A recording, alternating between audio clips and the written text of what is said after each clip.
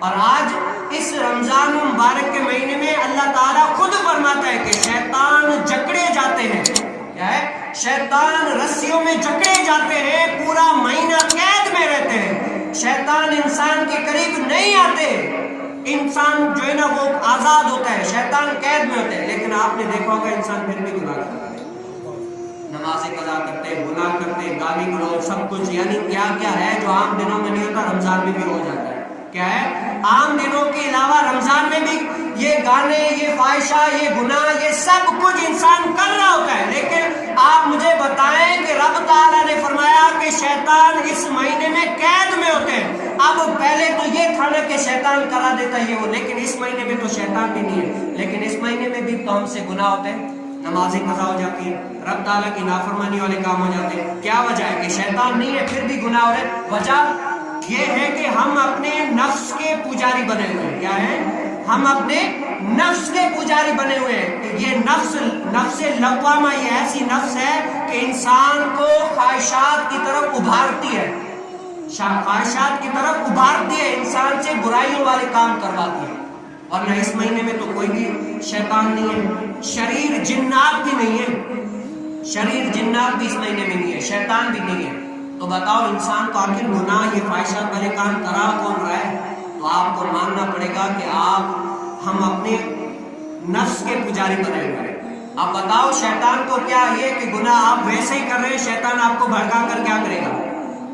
ایک بندہ ہے، جیسے مثال کے طور پر ہے ایک کام وہ جو آپ روزانہ مثال کے طور پر آپ اپنے گھر کے لیے کوئی نہ کوئی سامان روزانہ لے کر آتے ہیں، تو بتاؤ کہ کوئی اور گھر والے سامان کیوں منگائیں گے؟ کہیں گے وہ لے کر آئے گا میں کیوں منگاؤں، حاجت ہی نہیں ہے، وہ لے رہا ہے تو دوسرا کیوں منگاؤ؟ آپ خود ہی گناہ کر رہے ہیں تو شیطان کو کیا ضرورت ہے کہ آپ کو بھڑکائے؟ بھڑکانا تو یہ کہ آپ کی نماز پہ دل چاہے کہ میں نماز پڑھوں، شیطان روکے تب مزہ آئے. آپ پہلے ہی راضی کہ آپ نماز نہیں پڑھیں گے تو بتاؤ شیطان کیا بولے گا؟ میری ہاں میں تو ہاں، میرا تو ساتھی بنا ہوا تھا، پھر فائدہ کیا ہے؟ تو کیا ہوا؟ ہمیں اس مہینے مبارک میں زیادہ سے زیادہ نیکیاں کرنا ہے. اللہ تعالیٰ نے اس مہینے، یہ مہینہ تو سمجھے ایک پیکج کا مہینہ ہے. اللہ تعالیٰ نے فرمایا کہ فرض کا ثواب 70 گنا بڑھا دیا جاتا ہے، نفل کا ثواب فرض کے برابر کر دیا جاتا ہے. اتنا بڑا ثواب. اور اس مہینے مبارک میں شریر جنات اور شیطان کہاں جکڑے جاتے ہیں؟ اس مہینے میں شریر جنات اور جو شیطان ہے وہ کہاں؟ سمندر کی تہ میں رب تعالیٰ ان کو قید فرما دیتا ہے کہ میرے مومن مسلمانوں کے قریب نہ آئیں تاکہ ان کے روزے میں خلل نہ ڈالیں، تاکہ ان کو پریشان نہ کریں، تاکہ لوگ اپنی عبادت میں ایسے تو خلوص دل سے ریاضت کریں کہ یہ مہینہ ایسا ہے کہ میں ان کو بخش دوں. اللہ تعالیٰ بڑا ہی مہربان ہے. اور میں نے ایک حدیث میں پڑھا کہ جب اللہ تبارک و تعالیٰ بندے کو جو ہے نا بخشنا چاہتا ہے، اس کے درجات کو بلند کرنا چاہتا ہے نا، تو رب تعالیٰ کیا فرماتا ہے؟ دیکھتا ہے کہ اس بندے کے ایسے اعمال دیے کہ میں اس کے درجات کو بلند کروں.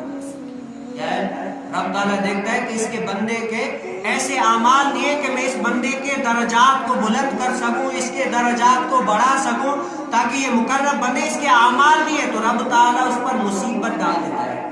دیکھتا ہوں کہ صبر کرتا ہے نہیں کرتا. کیا ہے؟ دیکھتا ہوں کہ صبر کرتا ہے نہیں کرتا. اگر وہ بندہ صبر کرتا ہے تو اللہ تبارک و تعالیٰ اس کے درجات کو بلند کرتا ہے، اس کو مقربین میں لکھا جاتا ہے.